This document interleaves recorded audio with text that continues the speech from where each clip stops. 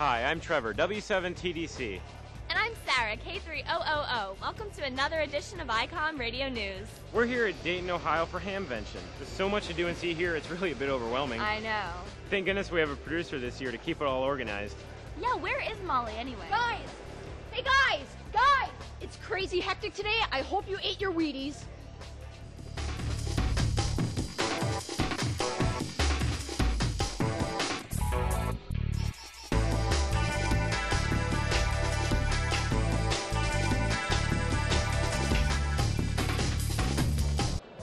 The Dayton Hamvention is the largest gathering of amateur radio operators in the world. The hobby, at nearly 100 years old, enjoys wide popularity among both the technically oriented and many seeking friends from around the world. Ham radio is fun for the young and old. I think ham radio's got a fantastic future. You have friends everywhere, and they are the greatest guys and gals in the world. I'm from Aruba, actually. I was actually born and raised there.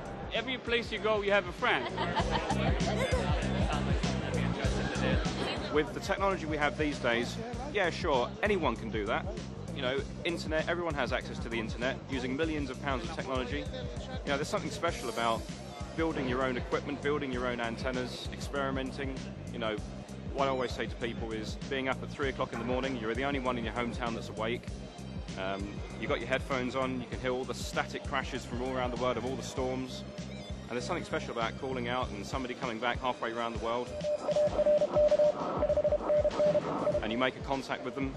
Absolutely fascinating. Then you get up and go to work. But you're obviously very tired, but you don't worry about that.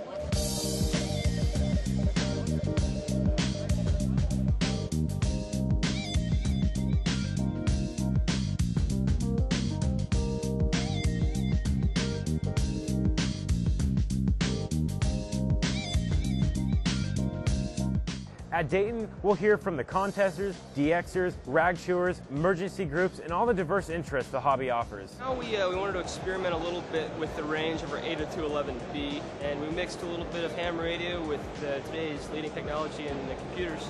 With some big antennas, a little bit of experimentation, we could stretch the length of our Wi-Fi connection to 55 miles. I'm a contester. I love competition. QRZ contest, K1 Italy Radio. I love the whole world of contesting, which involves operating, it involves building a station, it involves managing and working in a team with other operators. It's a great combination. Hi, my name is Michael. My call is K3LNT, and I was the 2005 Jeopardy Teen Tournament champion, and I hold an extra class license right now. So nice to see so many young people interested in the hobby. And if somebody would have said I'd be at Dayton today, having been away on expeditions to the Comoros Islands and Kerguelen and the Maldives, I wouldn't have believed them. It's tremendous. It's wonderful to be here. I came to look at some of the new equipments and most of all to catch up with friends. I'm here with John and Don, and they're from the United Kingdom. Tell me, why are you here at Dayton? Come see the experience of Dayton, see what it's like, how big it is. Many years of hearing people talk about it, so we thought it's about time we came and had a look at it. So is this your first year here? Yes, first year. And what do you think? Tell me what you think. It's great. It's well, fantastic. We're worn out, we haven't even been round 2 lanes of it.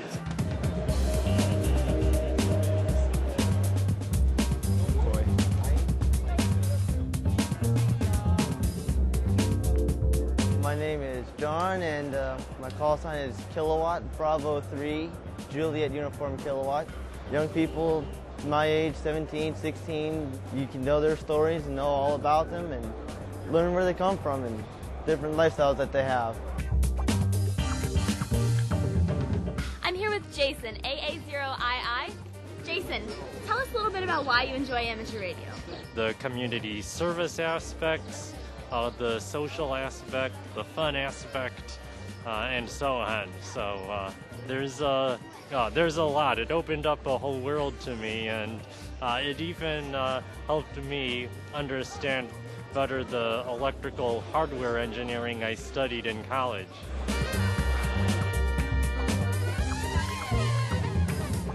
Amateur radio, bringing families together for 100 years. There's a lot of outside interests like internet and gaming and things like that that take the kids' interest, and we need to work real hard to get them involved in ham radio.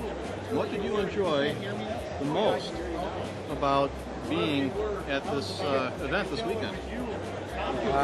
Spending time with my father and also doing the ADRF, which is the fox hunting.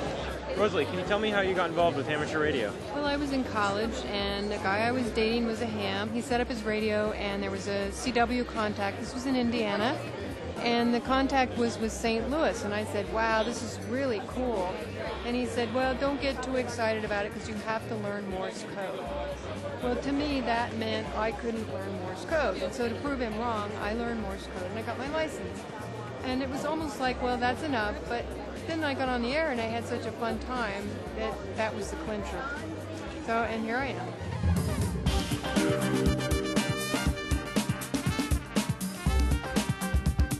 Are you involved in HF communications, DXing, rag chewing? What do you like the most? Well, I like CWHF. Oh, great. Most, but I'm still looking for my first DX. I just got my license like 1 month ago. So. Oh, great. I started to do ham radio in 1969 when I was 14. New country, new contesting, and teaching new generation. This is obligation of each amateur radio. Radio amateurism has no boundaries, has no frontiers. You can communicate with the whole world, and everybody's your friend. I started when I was 12 years old. I passed my extra when I was 14, and I have been hooked on radio ever since. My name is Masa Ebisawa. I'm JA1 Delta Mike. It is better to guide those young people. It's to talk by amateur radio. It's the space station.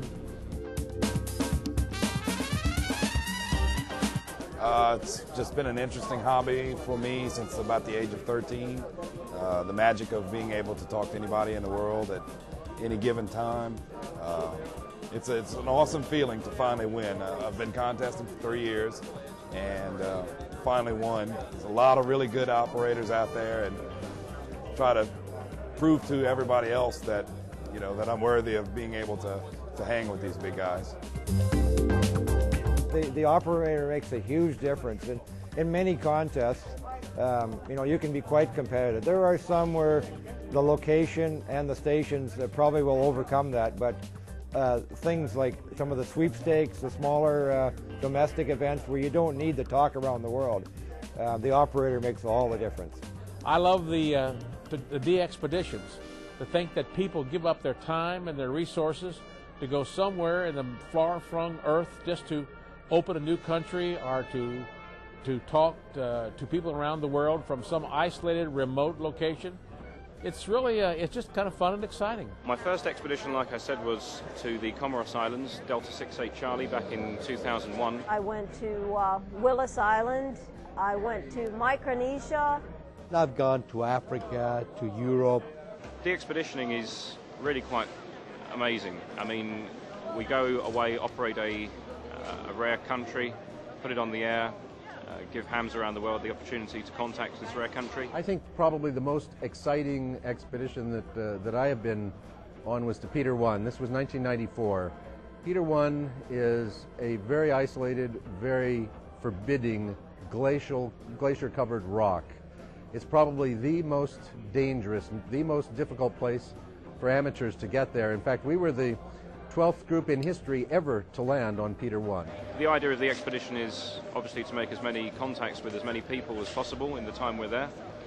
And on the D68C expedition, we had the great pleasure of having worked the most stations on any expedition before, 168,000. And that was quite a remarkable trip. You're the king of the mountain. You've got the pile-ups, and the bigger the pile-ups, the better. I just like to run them as fast as I can. Just work as many stations as I can in as short a period of time as I can. We're almost there. Keep up the energy. Let's keep going. Ham radio saves lives, property, and keeps everyone, including the general public, informed with the use of the public airwaves. If the system is compromised in any way, it's going to take 24 to 48 hours before this comes back. That's a critical period for disaster recovery and disaster response. That's when you really need the information to go to public safety agencies, federal disaster relief agencies, Red Cross. That's when they need ham radio the most, just when the other communications are recovering. They'll come back, but in the meantime, you need to fill in the gap, and that's where ham radio comes in. We have what's called Field Day, and throughout all the world, people go out to remote locations, remote power, and they talk to other hams. Think about what the hams do when the disasters take place around the world. Remember, the military doesn't provide the communications that is necessary for medical, for supply, for rescue. It's the ham radio operators who volunteer their time to go. Florida would have been in a real mess if it was not for the ham radio operators. And it's really neat to be able to set up a station where you don't have any commercial infrastructure, yet you can make contacts all over the world. We utilize the amateurs as much as possible. They're a very valuable part of the Red Cross.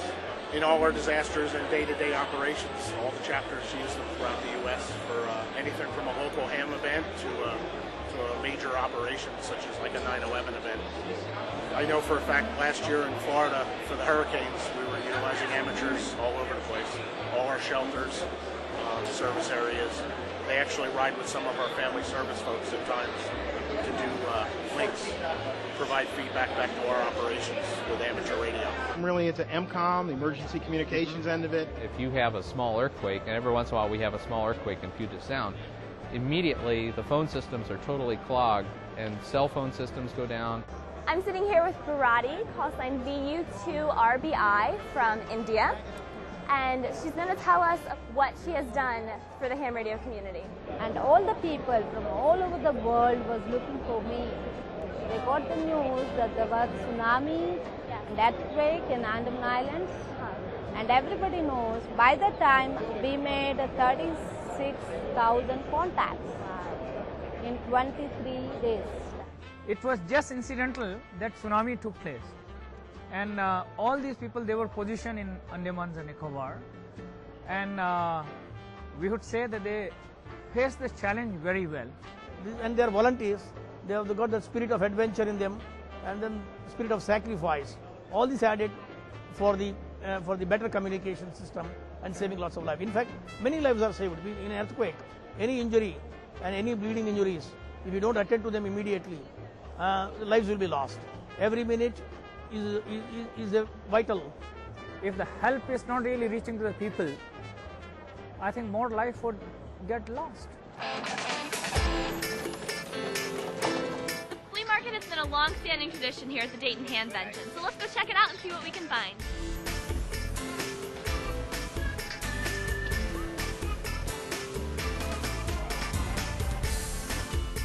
Can we interest you in some items? No ham should come to Dayton without being equipped with a pair of firefighting pants.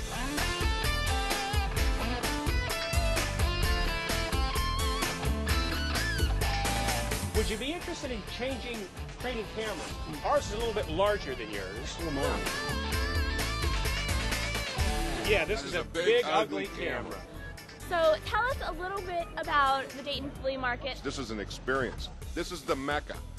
This of is all the the ham geeks fest in the of all world, ham fests. they all come here.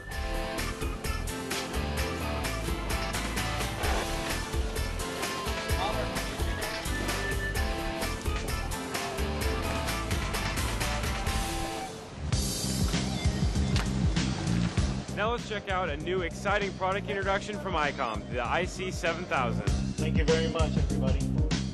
The new Icom IC7000 represents the next generation in all-mode HF, VHF, and UHF mobile transceiver technology. One of the most striking features is the 2.5-inch color TFT display. With its 2-mode spectrum scope, bright display for easy recognition, and ability to display VHF TV in the NTSC format puts the new IC7000 in a league of its own.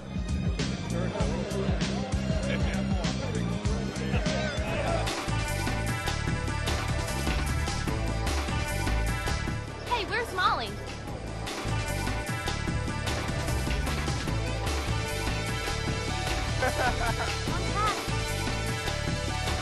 On behalf of the Dayton Amateur Radio Association, I'd like to thank all of the vendors, all the exhibitors, all the flea marketers, and the attendees for attending the 2005 Dayton Hamvention. I'd also especially like to thank all of my team and the volunteers who made this show possible. We know that our attendance is up, so really, really great show. Appreciate everybody coming. Thank you very much, and look forward to seeing you next year.